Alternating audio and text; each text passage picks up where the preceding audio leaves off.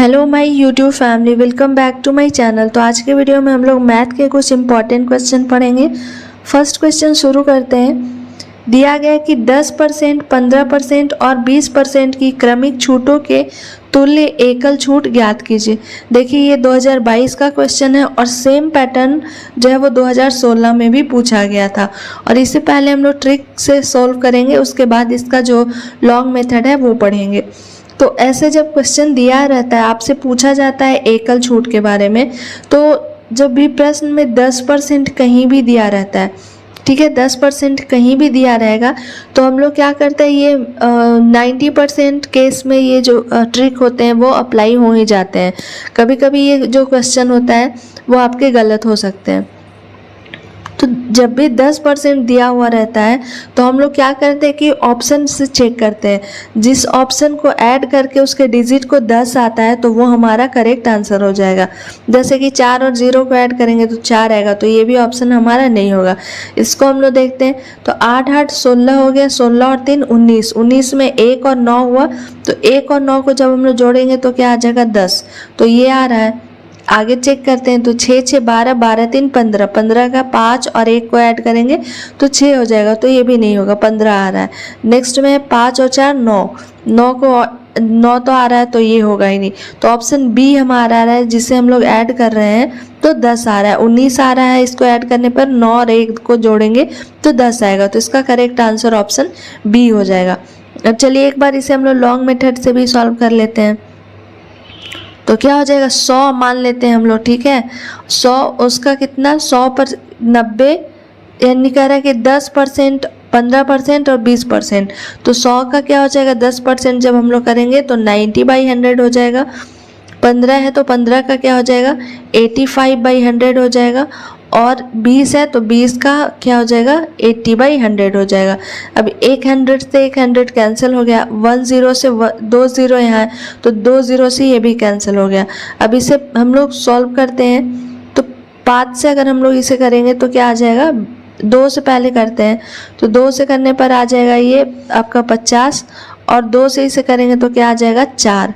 अब इसे काटते हैं तो 2 दूना 4 हो जाता है और ये 25 हो जाता है, ठीक है। अब नंबर हमारे पास और भी डिवाइड होगा तो 5 से इसे करेंगे तो 5 गुने 5 25, और ये कितने टाइम से कट जाएगा तो 17, 17 गुने 5 करते हैं तो 50 ही आ जाता है। अब हमारे पास क्या क्या नंबर बचा, 9 गुने 17 गुने 2 लिखते हैं हम लोग, 9 गुने 17 गुने 2, और आपका क्या बचा था, बटे में 5 बचा था। अब इसे हम लोग मल्टीप्लाई करते हैं तो क्या हो जाएगा, 17 9 दूना 18, 18 गुने 17 करते हैं, या ऐसे 17 दूनी 34, 34 गुने 9 करेंगे, 34 गुने 9 बटा 5 करेंगे। तो इसे डिवाइड मल्टीप्लाई करने पर क्या आ जाता है, तो मल्टीप्लाई करेंगे तो आ जाता है आपका 306, 306 बटा क्या हो जाएगा 5। अब इसे हम लोग सॉल्व करते हैं तो 5 से ये कितने बार में कट जाएगा, तो 6 बार में कट जाएगा। और 5 6 है यहाँ तो 5 एकम 5 और 5 दूना 10, 61.2 आ रहा है, क्योंकि हम लोग 100 में माने हैं, ठीक है। शुरू में हम लोग क्या लिए थे, वैल्यू 100, तो 100 में से क्या कर देंगे, 61.2 को हम लोग माइनस कर देंगे। तो जब 61.2 को माइनस करेंगे तो क्या आ जाएगा यहाँ, तो 8 हो जाएगा आपका। इसे 0 मान लेते हैं तो 8 हो जाएगा, पॉइंट का पॉइंट लिख देंगे। ये 9 हो जाएगा, 9 में से 1 जाएगा, क्या बचेगा 8 बचेगा। ये भी 9 हो जाएगा, 9 में से 6 गया 3 बचेगा, यानी क्या आ रहा है 38.8% आ रहा है। जब देखते हैं ऑप्शन में कौन सा था हमारा, बी में क्या है 38.8% है, तो इसका करेक्ट आंसर ऑप्शन बी हो जाएगा। अब नेक्स्ट क्वेश्चन भी देखते हैं। इसमें भी क्या है आपका 25 20 और 10, इस जगह पे देखिए 10 आ रहा है, तो हमें इसे भी सॉल्व करने की ज़रूरत नहीं है। इसे आप लोग सॉल्व करके देखिएगा, सॉल्व करने के बाद भी ये जो ऑप्शन में 10 आ रहे हैं वही आएगा।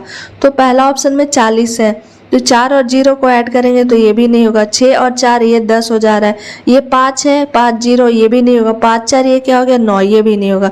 तो ऑप्शन बी हमारा करेक्ट आ रहा है। अब चलिए इसे भी सॉल्व कर लेते हैं। तो 100 गुने 25% का कह रहा है, तो क्या हो जाएगा 75 बटा 100 हो जाएगा, गुने ये क्या हो जाएगा 80 बटा 100 हो जाएगा, गुने क्या लिख देंगे हम लोग 90 बटा 100। अब इसे सॉल्व करते हैं, 100 से 100 ये क्या हुआ कैंसिल, 1 0 1 0 ये कैंसिल हो गया। अब इसे 25 से हम लोग काटेंगे तो क्या हो जाएगा 25 से 4 बार में और 25 से ये 3 बार में कट जाएगा। अब वो और नंबर देखते हैं, ये 2 बार में ऐसे कट जा रहा है, 4 दूना 8, क्या बचा हमारा, तो 9 गुने 2 गुने 3 यानी कि 54 आ रहा है। 3 दूनी 6, 6 को 9 से करेंगे तो 54 आ रहा है, क्योंकि शुरू में हम लोग क्या माने थे 100, तो 100 में से हम लोग क्या करेंगे 54 को माइनस करेंगे तो क्या आ जाएगा 36% इसका आ जाएगा, 46% हो जाएगा। 10 में से 4 गया 6, 9 में से 5 गया 4, 46% आ रहा है। तो इसका करेक्ट आंसर ऑप्शन बी हो जाएगा 46%, जो अभी हम लोग ट्रिक से भी चेक कर लिए और इसे लॉन्ग मेथड से भी चेक कर लिए। अब नेक्स्ट क्वेश्चन देखते हैं।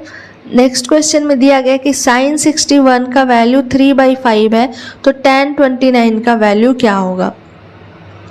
तो देखिए ये जो आपका थीटा का मान है वो आपका दिया गया है 61 और यहाँ tan का क्या मान पूछा 29 में, तो थीटा का मान दोनों जगह क्या है अलग अलग है।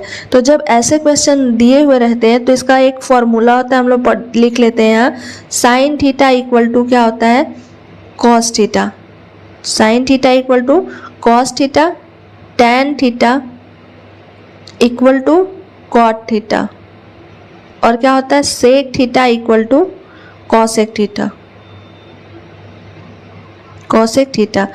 अब यहाँ समझने वाली बात ये है कि अगर आपका किसी भी साइन थीटा और कॉस थीटा दिया गया है तो हम लोग साइन का अगर वैल्यू दिया गया आपका क्या, तो साइन का अगर वैल्यू दिया गया है 60 डिग्री, ठीक है, साइन थीटा का वैल्यू अगर क्या दिया गया है साइन 60 दिया गया है, ठीक है। तो अभी हम लोग पढ़े कि साइन थीटा का क्या होता है कॉस थीटा, तो इस तरीके से हम लोगों को कॉस का नंबर कॉस थीटा का ऐसा लिखना चाहिए कि दोनों थीटा का ऐड जो है वो क्या आना चाहिए 90 आना चाहिए। तो एक ऑलरेडी हमारा 60 है, साइन का वैल्यू जो है वो हमारा क्या है 60 है, तो कॉस का वैल्यू हम लोग क्या लिखेंगे थीटा के जगह पे कि 90 आ जाएगा, तो 30 घट रहा है तो कॉस 30 जो होगा वो इक्वल, यानी कि साइन 60 इक्वल टू कॉस 30 हम लोग लिख सकते हैं। दोनों थीटा का वैल्यू क्या आना चाहिए हमारा 30 आना चाहिए।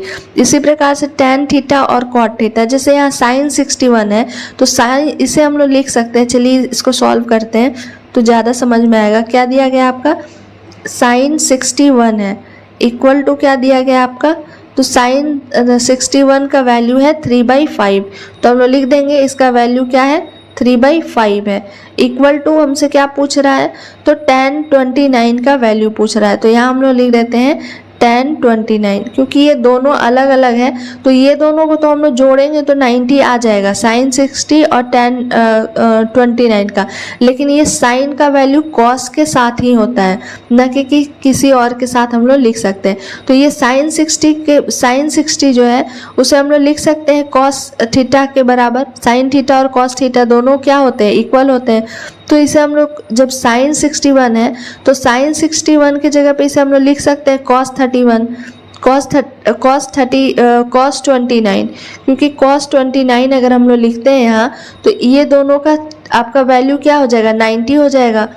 ये 61 है और ये क्या है 29 है, तो ये दोनों को जब हम लोग जोड़ेंगे 61 और 29 को तो क्या आ जाएगा 90 आ जाएगा, तो हम लोग लिख सकते हैं इसे कॉस 29 इक्वल टू 3/5, तो लिख लेते हैं cos 29 डिग्री इक्वल टू 3/5, क्योंकि tan को तो हम लोग नहीं लिख सकते, tan को हम लोग cot क्या लिख सकते थे 61 लिख सकते थे, cot 61 लिख सकते थे, लेकिन यहाँ इसे हम लोगों को क्या लिखना है cos इसको हम लोग लिख सकते हैं।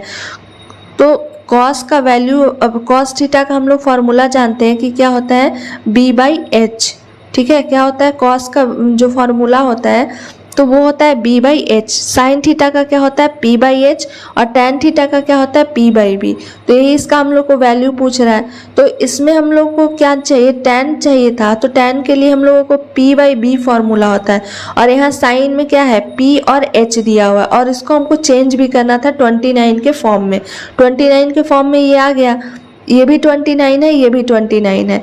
अब क्या करेंगे कि इससे हम लोग p का वैल्यू निकाल सकते हैं, b दिया हुआ है और h दिया हुआ है, तो पाइथागोरस ट्रिक क्या होता है कि h का स्क्वायर माइनस b का स्क्वायर करते हैं अंडर रूट, तो h का स्क्वायर क्या हो जाएगा 25 हो जाएगा और ये b का स्क्वायर क्या हो जाएगा 9 हो जाएगा, तो रूट चढ़ा देंगे।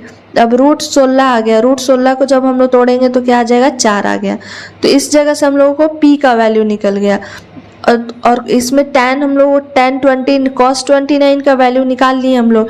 ये भी 29 थीटा है, ये भी थीटा का वैल्यू 29 है, दोनों 29 में ही हमारा आ गया। तो P का कितना था, तो P अभी हमारा आया है 4 और B चाहिए, तो B यहाँ क्या दिया हुआ था, 3 दिया हुआ था, तो 4/3 इसका करेक्ट आंसर हो जाएगा।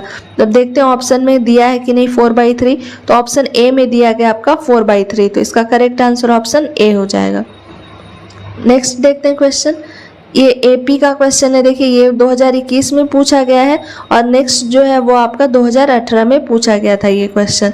इसे भी हम लोग काफ़ी सिंपल मेथड से सॉल्व करेंगे। तो फर्स्ट में आपका क्या दिया गया है कि ये AP का क्वेश्चन है। AP का क्वेश्चन समांतर श्रेणी कह रहा है, तो AP का क्वेश्चन में क्या 50वां पद आपसे पूछ रहा है, तो इसका फॉर्मूला क्या होता है कि AN इक्वल टू, या TN भी हम लोग लिखते हैं, A plus n-1 into D, इसका फॉर्मूला होता है। अब AN यानी कि जो आपका क्या, जो भी पद पूछा जा रहा है कि कौन सा पद है ये, तो A50 का वैल्यू हमसे पूछ रहा है। A का मतलब क्या हो गया, प्रथम पद, यानी प्रथम क्या है, 3 है, तो 3 लिख देंगे, प्लस n का वैल्यू यहाँ क्या है, 50 है, तो 50 लिख देंगे, -1 लिख देंगे, इंटू D का मतलब क्या हुआ, डिफरेंस। तो सब में डिफरेंस क्या है, 8 में से 3 को माइनस करेंगे 5, 13 में से 8 को माइनस करेंगे 5, सबका डिफरेंस क्या है, 5 है। अब यहाँ से देखिए एक फॉर्मूला एक नया बन रहा है, पहले इसे सॉल्व कर लेते हैं। A50 का वैल्यू निकाल लेते हैं हम लोग, तो 3 प्लस क्या हो जाएगा, 49 इंटू 5 हो जाएगा। अब 49 इंटू 5 करेंगे तो क्या, 3 प्लस ये हो जाएगा 245, इससे जब हम लोग जोड़ेंगे 245 में 3 को, तो 248 इसका करेक्ट आंसर हो जाएगा, जो ऑप्शन बी में दिया गया है।